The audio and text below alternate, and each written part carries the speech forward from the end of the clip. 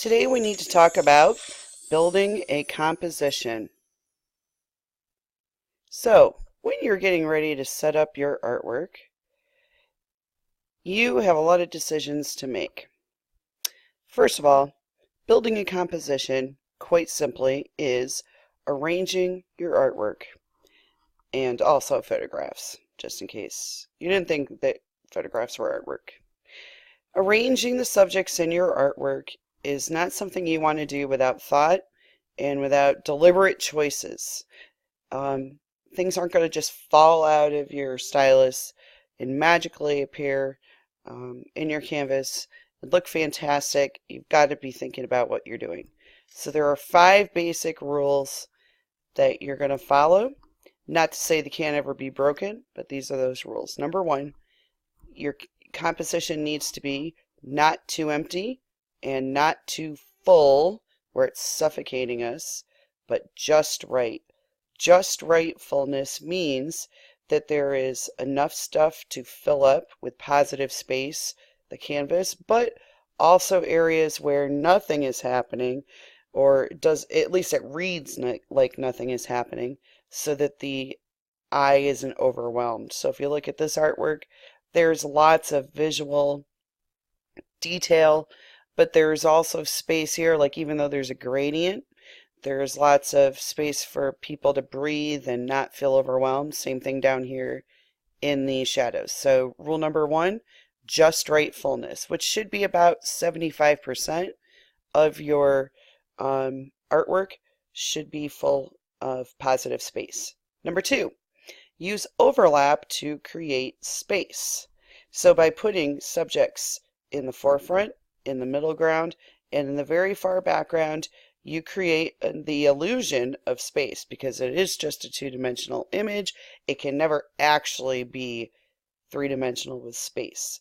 But this is a great example of the stuff in the foreground. It's not even in focus. The things in the middle ground are in focus. Things in the far background are out of focus. We know all the different depths of this image because the stuff in the foreground is really low in the field and in the composition. Stuff in the middle ground is a little higher and put behind it with that overlap, and then further back is behind stuff and higher up the page. So overlap to create space. Number 3 on ways to make a good composition is to make it balanced. Balance, quite simply, means it feels right within the whole space of the artwork and that everything isn't crunched into one space. That can be organized symmetrically, like this. See if I divide a line right down the middle. It's the same pretty much side to side, and that could be balanced that's top to bottom or side to side, but it doesn't have to be just symmetrical balance. This photograph down here, taken by one of my students, has asymmetrical balance. Even though the focal point is this area in the lower right hand corner, it's balanced by the bright colors in the background that aren't even in focus. So balance is an important part of an artwork. And then lastly, having a clear focal point. Quite simply, focal point is what you want to be read as the most important part of your image. So even though there is fantastic color that you look at, it's not like the rest of the artwork isn't there to be seen, and lots of bright colors in the background and lots of interesting lines, obviously the main and most important subject is this leaf in the middle that is contrasted around it and placed in the middle on purpose and going the opposite way of the other parts of the leaf. So having a clear focal point is really super important. So important that we have 5 ways that we can support it. The very first one goes directly against that leaf photograph. I'm just going to say that. We are going to use something usually called the rule of thirds. The rule of thirds looks like a tic-tac-toe board. You start by dividing your composition into equal thirds in both directions. And then basically you stay everywhere out of the middle and out of this outer edge, and you put your focal point where those intersections are and the rule of thirds lines.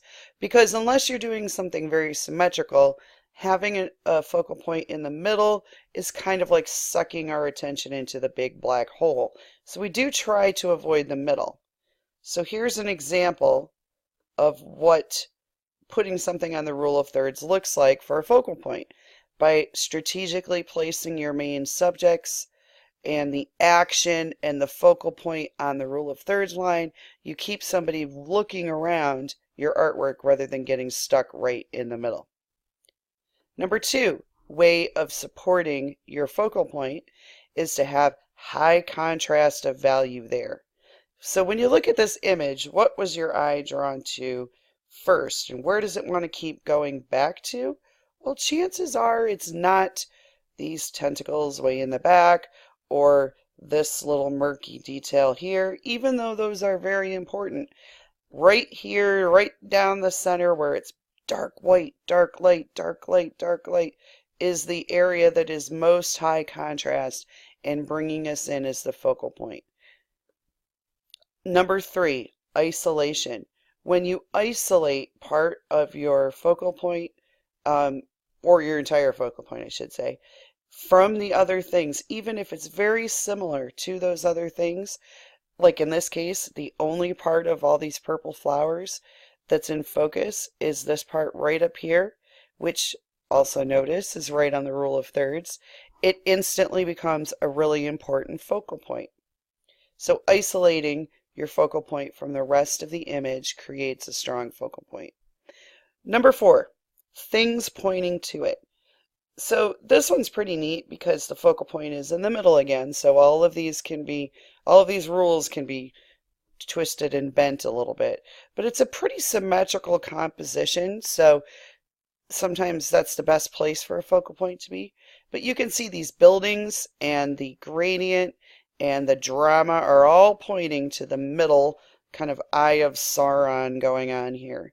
So things that could point to your focal point can be subjects, which basically act like arrows pointing to your focal point. Things that can lead you around, lines, roads, horizons, anything that's going to point us right to your focal point like an arrow. And then lastly, making it different from the rest. The most easiest and obvious example of this is making something that is a different color stand out from everything else in the picture. But it doesn't have to be different just in color. It could be different shape, different size, different positioning, just anything that's making it different kind, anything that's different from the rest of the subjects in the image. And that will instantly bring it attention as a focal point.